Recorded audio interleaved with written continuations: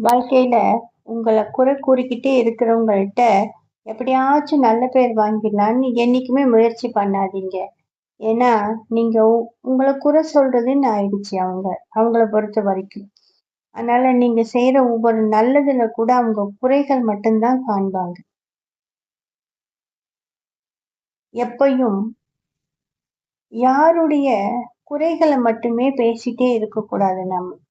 குறைகள் இல்லாத மனிதன் இந்த உலகத்திலேயே இல்ல. கடவுள் படைப்பில கூட இல்ல. கடவுள் படைக்கும்போதே மனிதன நிறை குறையோட தான் படைச்சிருக்காங்க. ஒரு நல்ல மனிதனோட இயல்பு என்னன்னா, ஒருத்தரோட குறைகள மட்டும் பேசக்கூடாது. 4 பேர் கூடணும்னு வச்சுக்கோங்க. நம்ம என்ன பண்ணுவோம்? அந்த இடத்துல யார் இல்லையோ, அவங்களோட குறைகள மட்டும் பேசுவோம். நம்ம கண்ணுக்கு அவர்களுடைய நல்ல குணங்களே தெரியாது. தான் முதுகு தனக்கு தெரியுமா? அடுத்தவங்க முதுகு தானே நல்லா தெளிவா தெரியும். நம்மகிட்ட இருக்க குறைகள் நமக்கு தெரியுமா? தெரியாது.